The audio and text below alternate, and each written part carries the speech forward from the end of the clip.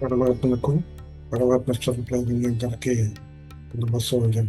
విష్ణు సహస్రనామాలు మనం చదువుకుంటాం. ఇప్పటి వరకు సక్సెస్ఫుల్ గా 100 నామాలు చదువుకున్నాము. 100 నామాలకి క్లుప్తంగా అర్థం తెలుసుకోవడానికి ప్రయత్నం చేశాము. ఇప్పుడు 101వ నామం చదువుకోవాలి మనం. ఈ 101వ నామం ఋషా కపి, షా కపిహి. షా కపిహి అనే దాంట్లో మళ్ళీ ఇక్కడ 2 పదాలు ఉన్నాయి. ఋష అంటే ఏంటి, కపి అంటే ఏంటి? వృష అంటే ధర్మం, కపిహి అంటే వరాహం. వృష కపిహి అంటే ధర్మస్వరూపుడైనటువంటి వరాహ రూపుడైనటువంటి స్వామి అని అర్థము, పరమాత్మ అని అర్థం వస్తుంది. లేకపోతే ధర్మరక్షణకై అవతరించినటువంటి వరాహ రూపుడైనటువంటి స్వామి అనేటువంటి అర్థం కూడా రెండు అర్థాలుగా మనకు వస్తాయి అన్నమాట. పరమాత్మ స్వరూపుడైనటువంటి వాడు ధర్మస్వరూపుడు అని మనకు తెలుస్తాం ఈ నామం బట్టి. వృషాన నామంతో పరమాత్మ స్వరూపం ధర్మ రక్షకుడు అని, ధర్మస్వరూపుడు ధర్మరక్షకుడు అని తెలుస్తుంది.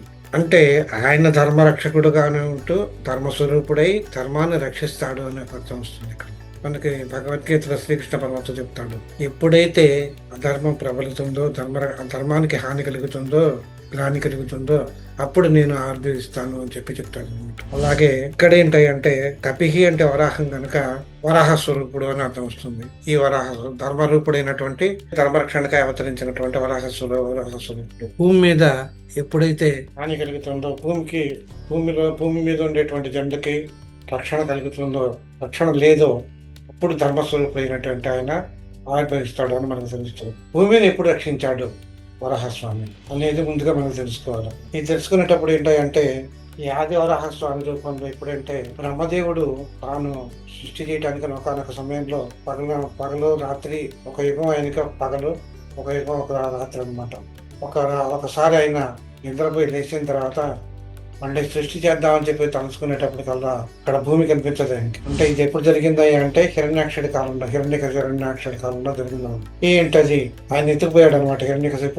హిరణ్యాక్షుడు ఎత్తుకుపోయాడు భూమిని. ఆయన వెళ్ళేసి విష్ణుమూర్తికి విన్నవించుకున్నాడు, స్వామి నేను ఇట్లా సృష్టి చేద్దాం అనుకున్నాను, కానీ నాకు భూమి కనిపించట్లేదు, సృష్టి చేద్దామంటే హిరణ్యాక్షుడు అనేటువంటి అసురుడు ఎత్తుకుపోయినాడు, కనుక మీరు భూమిని రక్షిస్తే గానీ నేను మళ్ళీ మరల పునః సృష్టి చేయలేను అని చెప్పి పెట్టుకుంటాడు అనమాట. అంటే ధర్మానికి హాని కలిగిందనమాట. భూమి మీద అంటే భూమిని ఎత్తుకుపోవడం అనేటువంటిది ధర్మానికి హాని కలగటం. ఈ హాని కలిగించిన వాడి హిరణ్యాక్షుడు కనుక భగవంతుని యొక్క ఇదేంటనమాట, ధర్మానికి ఎప్పుడైతే హాని కలుగుతుందో అప్పుడు ఉద్భవిస్తాడు. ఆ ఉద్భవించటమే ఈయన వరాహ రూపంలో, ఆది వరాహ రూపంలో కనిపిస్తాడు అనమాట. ఇప్పుడు ఇక్కడ ఎట్లా ఉన్నాడు అంటే ఆయన హిరణ్యాక్షుడు భూమిని భుజాన్ని పెట్టుకొని వెళ్ళిపోతూ ఉంటాడు అనమాట. అప్పుడు ఆది వరాహ స్వామి వెళ్ళి ఆ స్వామి తల్లని స్వరూపుడు, తల్లని కోరలు కలిగినటువంటి భీకరమైన రూపంతో ఉన్నటువంటి ఆ యజ్ఞవరాహ స్వామి వెళ్ళి హిరణ్యాక్షుడిని చంపి అప్పుడు ఆ భూమిని రక్షిస్తాడు అనమాట. అప్పుడు మళ్ళా బ్రహ్మదేవుడు మన సృష్టికి జిత్తుడవుతాడు. ఎట్లా ఉంటాయి అంటే యజ్ఞవరాహ స్వామి యొక్క రూపం ఎట్లా ఉందంటే ఆయన 4 పాదాలు చతుర్వేదాలు అనమాట. ఆయన యొక్క యాపస్తంభములు కోరలుగా ఉన్నాయంట. అగ్ని ఆయన నాలుక అయిందంట. ఆయన రోమాలు దర్భలుగా తయారైనాయి అంట. బ్రహ్మ శిరస్సుగా ఉన్నాడు. అహోరాత్రాలు ఆయన నేత్రాలుగా ఉన్నాయి. వేదాంగాలు కర్ణాభరణాలుగా ఉన్నాయి. ఆజ్యాలు ముక్కుగా ఉంది. సర్వం తొండముగా ఉన్నది. స్వామఘోష ధ్వనిగా ఉన్నది. చెమట ఆయన సత్య తేజస్సుగా ఉన్నది. కర్మ అడుగున 1000 అడుగులు వేయడానికి వేసేట్టుగా ఉన్నదన్నమాట. ఉద్గాత ఆయన ప్రేగులు. హోమం ఆయన లింగం. ఔషధులు పరది బీజాలు. అంతరాత్మ వాయువు. మంత్రాలు ఎంకులు. ఇలాంటి రూపం కలిగినటువంటి ఆదివరాహ స్వామి విష్ణుమూర్తి ఆ రూపాన్ని ధరించి పెద్ద నదులు, కొండలు, పర్వతాలు ఇవన్నీ కూడా మిట్టుమునిపోయి ఉంటే ఆ భూమిని ఎక్కడుందో దాన్ని ఎత్తుక్కుంటూ వెళ్ళి ఆ హిరణ్యాక్షుని చంపి వరాహ భూమిని పైకి తీసుకొచ్చేటువంటి వాడు. అందుచేతనే విష్ణుమూర్తి వృషాకపి అని పిలువబడుతున్నాడు అనమాట. అంతేకాకుండా వృష అనేటువంటి ఇంకోటి ఏంటంటే అన్ని కోరికలు తీర్చేటువంటి వాడు అనేటువంటి అర్థం కూడా ఇంకోటి ఉన్నది అనమాట. వృషోహి భగవాన్ ధర్మ అనేటువంటిది వేదవచనం. అంటే ధర్మపరంగా ఉంటే భగవంతుడు మనకి అన్ని కోరికలను ప్రసాదిస్తాడు. అన్ని కోరికలను వర్షించేటువంటి ధర్మాన్ని వృషహాన్ని కూడా అంటారు, వృషహాన్ని అంటారు అనమాట. మన కోరికలను తీర్చేటువంటి ఇష్టకామ్యాలను తీర్చేటువంటిది యజ్ఞం. కనుక యజ్ఞాన్ని కూడా మనం వృషహాన్ని శబ్దంతో కూడా మనం చెప్పవచ్చు అనమాట. ఇక్కడ ఉన్నటువంటి యజ్ఞం కూడా వరాహ రూపంలో ఉంటుంది కనుక వరాహ స్వరూపంలో స్వామి గారు మనకి దర్శనం ఇస్తాడు కనుక ఆయన్ని యజ్ఞవరాహం అనేటువంటి పేరు మీద చెప్పవచ్చు అనమాట. ఆయన్ని అటువంటి అవతారం ఎత్తినటువంటి నారాయణుడిని లేకపోతే విష్ణుమూర్తిని ఉషాకపిహి అని అంటారు అనమాట. ఇంకోటి ఏంటంటే కపిహి అంటే కమ్మ అంటే జలం అనమాట. ఇప్పుడు కూడా మనకి ధర్మం అనేటువంటిది ధర్మం రక్షిత అంటారు. అంటే ధర్మాన్ని మనం రక్షిస్తే ఆ ధర్మం మనల్ని రక్షిస్తుంది అని చెప్పి ఆశావచనం ఉంది. ధర్మం ఎంతకాలం కలకాలంగా అధర్మం పెంచి పెరిగినప్పుడు అధర్మం నశించినప్పుడు అప్పుడు పరమేశ్వరుడు అంటే పరమాత్మ స్వరూపుడు పుడతాడు అని చెప్పి చెప్పడం ఒకటి. అంటే ఇంతకంటే ముందు ఏంటంటే ధర్మం ఎంతకాలం పాటు నిలిచి ఉంటుందో భూమి కూడా ఇంతకాలం పాటు ఉద్ధరించబడుతుంది అనేటువంటి విషయం మనకి దీన్ని బట్టి మీకు అర్థమవుతుంది. అంటే ధర్మం ఒకటే కాదు, సత్యం కూడా అంటే సత్యం కూడా మనం చూసుకోవాలన్నమాట. సత్యం ఎంతకాలం అయితే నిలబడి ఉంటుందో నిరందరూ కూడా సుఖశాంతితో ఉంటాము అని చెప్పి మనకు ఆశ వచ్చింది. అలాగే ఈ ధర్మాన్ని మనం నేర్పాలన్నా మనలో ఉన్నటువంటి సత్వగుణాన్ని పెంచాలన్నా కూడా మనం యజ్ఞాలు చేయాలి, హోమాలు చేయాలి, అంటే అగ్నికార్యాలు చేయాలన్నమాట. ఈ అగ్నికార్యాలు చేసినప్పుడు మనకి ధర్మరక్షణ అనేటువంటిది కలుగుతుంది. ఎప్పుడైతే ధర్మరక్షణ కలుగుతుందో అప్పుడు భూమి మీద సుఖశాంతులు వర్తిల్లుతాయి. అందుకనే మనకి హోమాలు యజ్ఞాలు చేసేటప్పుడు ఎక్కువగా శాంతి మంత్రాలు ఎక్కువగా చదువుతారు. కనుక దాని అర్థం ఏంటనమాట, లోకాన్ని సమస్తం సుఖను భవంతు, ఓం శాంతి శాంతి శాంతి శాంతి వచనం చదువుతారన్నమాట. అంటే తాను ఒక్కడే కాదు, చేసేటువంటి వాడే కాకుండా లోకాన్ని సమస్తం సుఖను భవంతు, లోకాలన్నీ కూడా తన చుట్టుపక్కల ఉండేటువంటి సకల జీవరాశులు, ప్రపంచము, ఈ విశ్వము, అన్ని లోకాలు అన్నీ కూడా సుఖశాంతులతో వర్ధిల్లాలి అని చెప్పి ఆ యజ్ఞ ఫలాన్ని మనం ఇచ్చేటువంటి వాడు ఆ శ్రీమన్నారాయణుడు. అటువంటి ధర్మస్వరూపుడు, యజ్ఞస్వరూపుడు అయినటువంటి విష్ణుమూర్తి ఎవరైతే ఉన్నారో, నారాయణుడు ఎవరైతే ఉన్నారో, ఆయన ధరించినటువంటి వరాహరూపుడు కనుక ఆయన్ని యజ్ఞవరాహుడిగా చెప్పి మనం ఆయన్ని ఉషాకపిహి చెప్పడంలో ఏమాత్రం లేదని చెప్పి మనం చెప్పవచ్చు. అలాగే మన మీద సూర్యకిరణాలు పడుతూ ఉంటాయి. ఆ సూర్యకిరణాలు పడినప్పుడు ఏం చేస్తాయి అనమాట, భూమి మీద పడినప్పుడు అక్కడ ఉండేటువంటి నీళ్ళు అయితే నీళ్ళు అక్కడ జలాశయాలు అవి ఉంటాయి. ఎప్పుడైతే సూర్యకిరణాలు ఆ జలాశయాల మీద పడినాయో, లేకపోతే నీటి తటాకాలు కానీ, సముద్రాలు నదుల మీద కానీ, చెరువుల మీద కానీ, సముద్రాల మీద కానీ పడినప్పుడు అదేం చేస్తుంది అనమాట, అవన్నీ కూడా ఆ జలం ఏం చేస్తుంది అనమాట, ఆ సూర్యకిరణాలు తీసుకొని ఆ సూర్యకిరణాలు నుంచి అక్కడ నీటి ఆవిరి ఉద్భవిస్తుంది అనమాట. ఆ నీటి ఆవిరి ఉద్భవించి అది మళ్ళీ పైకెళ్తుంది. అవి మేఘాలు అయి ఉంటాయి. ఆ మేఘాలుగా వర్షించి మళ్ళీ కిందకు వస్తాయి. ఆ నీటిని మళ్ళీ భూమికి అనుగ్రహిస్తాడు.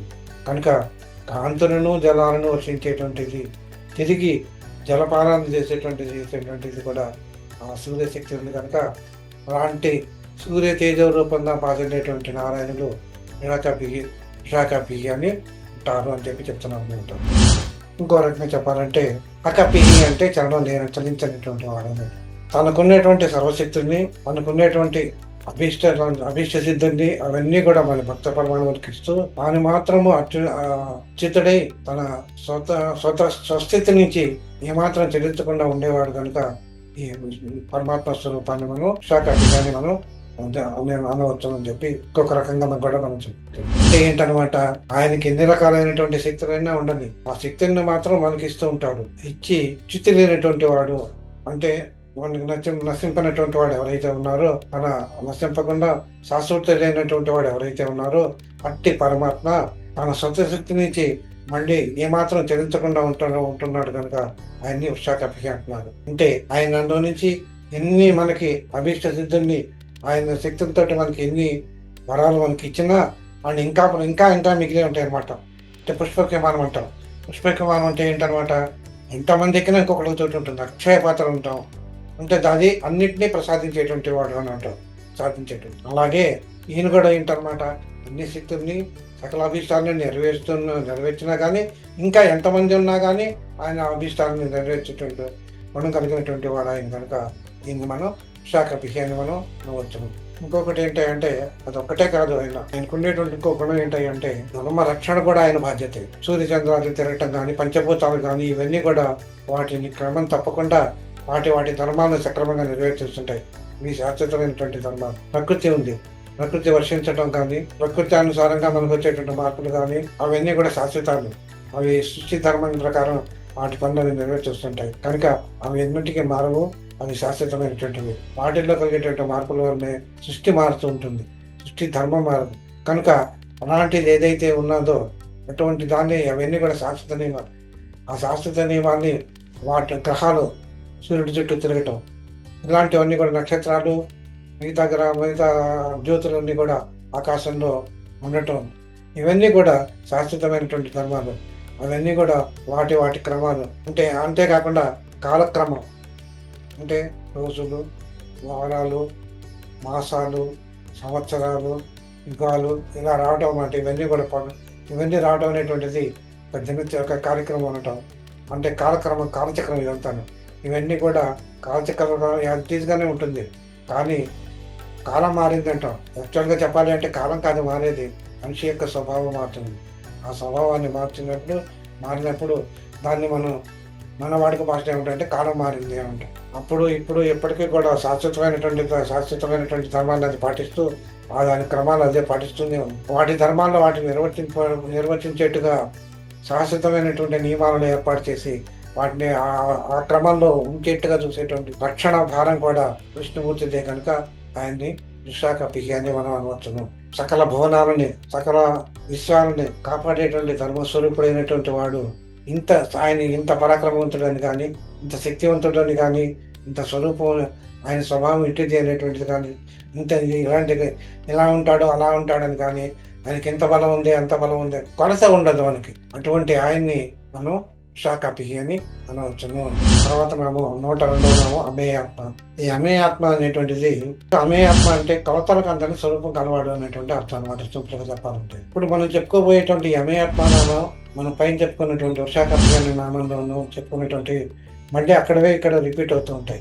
వీటిల్లో ఇక్కడ ఏంటంటే అనంత విశ్వంలో పంచభూతాల్లోనూ ఆయన ఉండి వాటన్నిటినీ ధర్మస్వరూపుడై ఉండి వాటన్నిటిలోనూ ఉండి, అంటే వాటినే తన రూపంగా మలుచుకొని ధర్మస్వరూపుడుగా ఉంటున్నాడు. కనుక అంటే స్వరూపానికి ఇట్టి స్వరూపం కలవాడు అని చెప్పడానికి ఊహకందని రూపం అయితే ఏదైతే ఉందో అటువంటి రూపం కలవాడు. కనుక ఆయన్ని మనం అమేయాత్మ అని పిలవచ్చును. ఇంకో రకంగా చెప్పాలంటే ఏం చెప్పుకున్నాము, జలంలో ఉంటే జలమని జలమే, అగ్నిలో ఉంటే అగ్ని రూపుడు అని చెప్తాం, వాయు రూపంలో ఉంటే వాయువుడు అని చెప్తున్నాం. ఏ రూపాన్ని ధరిస్తే ఆత్మలో ఉంటే ఆత్మరూపంలో ధరిస్తున్నాం, ఆత్మరూపుడు అని చెప్తున్నాం. ఈ రూపంలో ఉన్నాడు అని ఇదమిద్దంగా చెప్పలేనటువంటి స్వరూపం కలవాడు కనుక ఆయన్ని అమేయాత్మ అని మనం చెప్పవచ్చును అని చెప్పి అనమాట. ఆత్మను అంటే ఈ ప్రపంచమే జీవాత్మ, ఆత్మస్వరూపం. ఆత్మలో అంటే జీవాత్మ అంటాం మన మనుషుల్ని. ఈ ఆత్మల స్వరూపుడుగా ఈ ఆత్మలన్నీ కూడా మళ్ళీ పరమాత్మలో ఉన్నాయి కనుక, ఆ పరమాత్మ మన ఆత్మలో ఉన్నాడు కనుక, వీటన్నిటిని ఆత్మరూపంలో ఉన్నాడు కనుక ఈయన్ని మనం ఆత్మస్వరూపుడుగా మనం ఎంచుతున్నాం. ఈ ఆత్మస్వరూపుడు అని చెప్పడంలో మనకి ఆత్మ అనేటువంటిది ఇంకా 3 రకాలుగా ఉంటుందని చెప్పి అతను ఆత్మోపనిషత్తు చెప్తున్నాను. దాంట్లో ఒకటి బాహ్యాత్మ, అంతరాత్మ, పరమాత్మ అనేటువంటిది 3 రకాలుగా ఉంటుంది. 3 రకాల ఆత్మల్లో బాహ్యాత్మ అంటే జన్మించటం, మరణించటం, అంటే జననం మరణం అనేటువంటి ధర్మాలుగా కలిగి చర్మము, మాంసము ఇలాంటి మనకు కంటికి కనిపించేటువంటి దేహరూప సంబంధమైనటువంటి ఇంద్రియాలు కలిగినటువంటి వీటన్నింటినీ కలిపి మనం బాహ్యాత్మ అని అంటాం. మనకి పంచభూతాలు ఉన్నాయి. పంచభూతాల్లో అనయందే కలిగి అవన్నీ మన కంటికి కనిపించవు. కంటికి కనిపించినటువంటి పంచభూతాలని పంచభూత రూపుడై ఆ పంచభూతాలే తానే ఉంటూ ఈర్ష్యాద్వేషాలు, సుఖం, శాంతులు, కామమోహాదులు, కల్పనాదులు, జ్ఞానశక్తి, ఉదాత్తము ఇలాంటి లక్షణాలు ఏవి కూడా లేకుండా ఏ పురుషుడైతే ఉన్నాడో అలాంటి పురుషుడిని మనం అంతరాత్మ అని చెప్పి మనం అనుకుంటున్నాం. మూడవది పరమాత్మ. ఈ పరమాత్మని అన్ని ఆత్మల్లో కల్లా ఉత్తమమైనటువంటి ఆత్మ ఎవరయ్యా అంటే పరమాత్మ అని చెప్తాము. ఈ పరమాత్మను మనం తెలుసుకోవాలంటే జ్ఞాన రూపంలోనే తెలుసుకుంటామని చెప్పాను. భక్తి జ్ఞానాల రూపంలోనే మనం తెలుసుకోగలమని చెప్పాను. అంటే పరమాత్మని అక్షర రూపంలో ఉపాసించదగినటువంటి వాడు అన్నమాట. అంటే మనం ఒక మంత్ర రూపంలో ఆయన ఉపాసిస్తే మనకు దర్శనమీయగలిగినటువంటి వాడు పరమాత్మ అని చెప్పి మనం చెప్పొచ్చు. ఆయన ఎక్కడ ఉంటాడయ్యా అంటే మన హృదయంలో, అంటే మానవ దేహంలో ఉన్నటువంటి హృదయంలో అంగుష్ట ప్రమాణంలో ఉంటాడు అని చెప్పి శాస్త్రాలన్నీ కూడా చెప్తున్నాం. గుణరహితుడు, నిరాకారుడు, సాక్షి భూతపరుడు, మమకారాలు లేనటువంటి వాడు, నిర్వికారుడు, నిరంజనుడు అని ఇలాంటి గుణాలన్నీ కూడా పరమాత్మకు ఉన్నాయని చెప్పి మనం ఇంతకుముందు చెప్పుకున్నాం. ఇలాంటి గుణాలు అంటే ఇలాంటి గుణాలే లేవు అంటే మరి ఎలాంటి గుణాలు ఉన్నాయి అంటే అన్ని అతీతమైనటువంటి గుణాలు కలిగినటువంటి వాడు, మనం చెప్పటానికి వీలు లేని దానికి అతీతమైనటువంటి గుణాలు కలిగినటువంటి వాడు, మనం ఇది అని చెప్పడానికి కొలత లేకుండా అంతకంటే ఎక్కువ అనమాట. ఎంత చెప్తే అంతకంటే ఎక్కువ అనమాట. అంతకంటే ఎక్కువ కొలత లేనట్టు మనం అటువంటి పరమాత్మ స్వరూపాన్ని మనం ఏం చెప్పొచ్చు అనమాట, అమేయాత్మ అని మనం చెప్పొచ్చు అనమాట. ఈ జగత్తులో అతనికి సమానంగా అని అంటే ఇలా చెప్పడంలో అర్థం ఏంటనమాట, అంతకంటే ఎక్కువ రూపం కలిగినటువంటి వాడు అని చెప్పడంలో అర్థం ఏంటనమాట, ఆయన కన్నా ఇంకొక రూపం అంటే ఆయన పెట్టి పోల్చదగినటువంటి రూపం లేనటువంటిది వాడనమాట. ఇంకొకరితోటి పోల్చదగినటువంటి రూపం లేనటువంటి వాడని కానీ, గుణాల్లో కానీ దేంటైనా సరే, ఆయనకు ఉన్నటువంటి దేంటైనా సరే, ఈ గుణాల్లో కానీ దేంటైనా సరే, ఆయన కార్యాల్లో కానీ, ఆయన నిర్వర్తించేటువంటి విధుల్లో కానీ దీంట్లో అయినా సరే ఆయన కంటే ఉన్నతుడైనటువంటి వాడు ఇంకొకటి వాడు. ఆయన ఒకే ఏకైక అటువంటి పరమాత్మ స్వరూపం చేస్తారు. ఆయనే నారాయణుడు, ఆయనే మనం అమేయాత్మ అని చెప్పి మనం చెప్పవచ్చు. మనం కొన్నిసార్లు మనం చెప్పుకున్నాం ఆత్మ అంటే పరమాత్మ అని కూడా మనం చెప్పుకున్నాం. ఇవన్నీ కూడా ఆత్మ అనేటువంటిది పరబ్రహ్మ స్వరూపం అని చెప్పి మనం చెప్పుకున్నాము. ఇది సర్వవ్యాప్తమై ఉంటుంది చెప్పుకున్నాము. పరమాత్మ స్వరూపం సర్వవ్యాప్తమై ఉంటుంది, జగత్తంతా వ్యాపించి ఉంటుంది. కాబట్టి దాన్ని కొలవటం అనేటువంటిది చాలా కష్టం. మనం ఇంద్రియాలతో కానీ మనకి బాహ్యేంద్రియాలతో కానీ మనసుతో కానీ దేంతైనా సరే ఎటువంటి ఆత్మస్వరూపం ఇలా ఉంటుంది అని మనం చెప్పలేము అనమాట. అటువంటి స్వరూపం ఏదైతే ఉన్నదో అట్టి స్వరూపాన్ని మనం అమేయాత్మ అని చెప్పి మనం చెప్పవచ్చు. ఇది అమేయాత్మ గురించి అన్నమాట.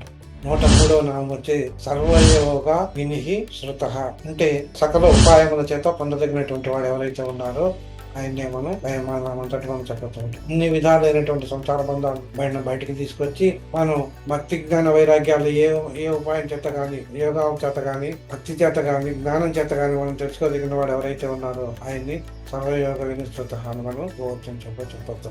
ఒకసారి ఏం జరిగిందంటే జనక మహారాజు యజ్ఞం జరిగింది. ఆ యజ్ఞాంతంలో గోవుల్ని దానం చేస్తారనమాట. ఆ గోవుల్ని దానం చేయడంలో వాటిని అలంకరిస్తారు. పూర్వకాలంలో ఆభరణాలతో అలంకరించేవాడి గోవుల్ని కూడా. అటువంటి గోవులను దానం ఇచ్చేవాడు అనమాట. ఆయన దానం ఇవ్వటంలో మహర్షికి ఆయన్ని దానం ఇచ్చారనమాట. అప్పుడు ఆయన్ని కొంతమంది పండితులందరూ కూడా ఆయన్ని ప్రశ్నించారనమాట. అంతర్యామిగా ఉండేటువంటి ఆయన గురించి చెప్పాల్సింది అని. అంతర్యామిగా ఉండేది ఎవరయ్యా అంటే నారాయణ స్వరూపం. ఆయన గురించి కొంచెం 4 ముక్కలు చెప్పండి అన్నారు. ఆయన ఏం చెప్పాడంటే భూమి లోపల ఉండేటువంటి వాడు ఆయనే, భూమి పైన ఉండేటువంటి వాడు ఆయనే, భూమియే అతని శరీరంగా కలిగి ఉన్నటువంటి వాడు ఆయనే అని చెప్పి ఆయన గురించి చెప్తూ ఆయన పరమమైనటువంటి ఆత్మస్వరూపంగా ఆయన కలుగుతున్నటువంటి వాడు అని చెప్పారు. నీటిలోనూ ఉన్నాడు, ఆయన నీరు అని అంటాం తప్ప ఆయన పరమాత్మ స్వరూపుడు అని చెప్పి మనం చెప్పాం. అలాగే అగ్నిలో ఉంటాడు ఆయన, కనుక అగ్నిలో ఉన్నప్పుడు ఆయన్ని అగ్ని అని చెప్తాం కానీ నారాయణుడు అని మనం చెప్పాం. అక్కడ అంతరిక్షం అంతా వ్యాపించి ఉన్నాడు అని చెప్పి అది అంతరిక్షం అని చెప్తాం కానీ అంతరిక్ష స్వరూపుడైనటువంటి నారాయణుడు అని ప్రత్యేకించమని. కానీ ఎన్నిట్లోనూ ఉన్నటువంటి నారాయణ స్వరూపాన్ని మనం చూడలేము, కానీ ఆయన యొక్క తత్వాన్ని మనం కనుక్కుంటున్నాం, ఆయన యొక్క తత్వాన్ని మనం అనుభవం పొందుతున్నాం. అన్ని దిక్కులో ఆయన ఉన్నాడు, అన్ని దిక్కుల్లోనూ ఆయన ఉన్నాడు. అలాగే చంద్రుడిలోనూ ఉన్నాడు, ఆయన చంద్ర ప్రకాశంలో ఉన్నాడు. చంద్రుడిలో ఉంటూ ఆయన యొక్క ప్రకాశాన్ని నియంత్రించేటువంటి ఆయన. అలాగే సూర్య భగవానుడిలో ఉండేటువంటి సూర్యుడిలో ఉంటూ సూర్య తేజాన్ని కంట్రోల్ చేసేటువంటి ఆయన. తాను కనిపించకుండా అన్నిటితోటూ సంబంధం కలిగినటువంటి వాడు ఆయన అని చెప్పి ఈ నామకు అర్థం చెప్తాను అనమాట. ఇక ఒక చిన్న ఉదాహరణ చెప్తాం. వామనావతారం ఘట్టంలో భాగవతంలో వామనావతారం అనేటువంటిది ఘట్టం ఉంటుంది. బలిచక్రవర్తి ఎన్ని చేస్తూ ఉంటాడు. బలిచక్రవర్తి అడుగుతాడు రాముడి, చిన్న పిల్లాడి రూపంలో వస్తాడు అనమాట. బలిచక్రవర్తి అడుగుతాడు, నీ పేరేంటి, నీ ఊరేంటి, నీ తల్లిదండ్రులు ఎవరు అని అడుగుతాడు. నాకు తల్లిదండ్రులు లేరు, నాకు పేరు ఇదే నేను చెప్పలేను, అన్ని ఊళ్ళో నావేను అని చెప్తూ నేను అన్ని రకాలైనటువంటి బంధాల నుంచి విడుదలై వచ్చినటువంటి వాడిని, నాకు ఎలాంటి సంబంధ బాంధవ్యాలు లేనివాడు ఇది చెప్తాను. ఇంకో రకంగా ఏం చెప్పొచ్చు అనమాట, అన్ని సంగమం నుండి వెలువడిన వాడు అని చెప్పొచ్చు అనమాట. ఎలాంటి దానికి సుఖ దుఃఖాలకు కానీ ఇంకా ఎలాంటి వాటన్నిటికీ కూడా దేనికి అంటనేటువంటి వాడు. యోగము అంటే కలయిక, బంధము అనేటువంటి అర్థాలు కూడా పరమాత్మ స్వరూపుడు దేంతోనూ సంబంధం లేనటువంటి నిత్యముక్తుడు అని కూడా మనం చెప్పుకోవచ్చు అనమాట. కనుక ఇలాంటి ఆయన్ని మనం సర్వయోగ వినిశ్రుతి అని చెప్పి మనం చెప్పుకోవచ్చు అనమాట. యోగంతో బంధాలతో పెట్టుకునే యోగి అన్ని కర్మబంధాల నుంచి ఎటువంటి స్వరూపం కలిగిన వాడు. కనుక ఈయన అమ్మేయుడు అని చెప్పి అమ్మేయుడై ఈయన్ని సర్వయోగ వినిస్తూ అని చెప్పమని చెప్పవచ్చు. అంతేకాదు ఈయన ఏదైనా కర్మ చేద్దాము అంటే కర్మ అంటే ఇక్కడ పనులు అనమాట. ఏ ఉపాయం చేతైనా కానీ మనం ఆయన పట్టుకుందాము అంటే మన ఆలోచనలకు కానీ ఉపాయాలు కానీ సాధనలు కానీ ఈయన అందాడు అనమాట. ఏ కర్మలకు అందడు మనోబుద్ధి అంటే మరి ఈయన ఎట్టాగయ్యా ఈయన పట్టుకునేది, ఈయన భగవదార్పణతోటి శరణాగతి పొంది భక్తితోటి ఆయన్ని అర్చించగలిగినట్టయితే ఆయన్ని మనం పొందవచ్చును అని చెప్పి చిత్తశుద్ధి కావాలి తండ్రి చేయాలంటే. అలాంటి పరమాత్మ ఎవరైతే ఉన్నారో అంటే అలాంటి చిత్తశుద్ధి కలిగినప్పుడు అప్పుడు మాత్రమే మనకి దొరుకుతాడు. ఆయన మనకి అటువంటి స్థితికి అటువంటి స్థితిలో ఉండేటువంటి భక్తులను మాత్రమే ఆయన్ని పరమాత్మ మనల్ని అనుగ్రహిస్తాడని చెప్పచ్చు. అన్ని బంధాలను తెలుసుకున్నటువంటి ఈ భక్తులకి వాళ్ళకి అరుణోదయం అవుతుంది, అప్పుడే అవుతుంది అనమాట. అంటే జ్ఞానోదయం కలిగినటువంటి భక్తుల్ని తనని శరణాగతి పొందుతున్నప్పుడు మాత్రమే ఆయన ఉచ్చారిస్తాడు. అటువంటి స్వరూపాన్ని మనం సర్వయోగ వినిస్తుంటాం. శాస్త్రముల చేత మనం ఒక్కొక్క శాస్త్రం మనం చదువుతున్నప్పుడు అనేక రకాలైనటువంటి మార్గాలు చెప్తుంటాడు. అంతేకాకుండా అనేక రకాలైనటువంటి శాస్త్రాలు అయినటువంటి ఏదైతే ఉన్నాయో అన్ని శాస్త్రంలో చెప్పబడినటువంటి సారం ఏదైతే ఉన్నదో, అంటే సమ్మరి ఏదైతే ఉన్నదో, దాని ఆయన తత్వం ఏదైతే ఉన్నదో ఆ తత్వం ద్వారా తెలుసుకోబడినటువంటి వాడు ఎవరైతే ఉన్నారో ఆయన్నే మనం సర్వయోగ వినిస్తుతి అని చెప్పి మనం చెప్పవచ్చు అని చెప్పి ఈ నామం ద్వారా మనం తెలుస్తుంది. దీంతో మనకు 11 శ్లోకాలు పూర్తయింది అనమాట. సర్వే జనా సుఖినో భవంతు లోకా సమస్తం సుఖినో భవంతు. శాంతి శాంతి.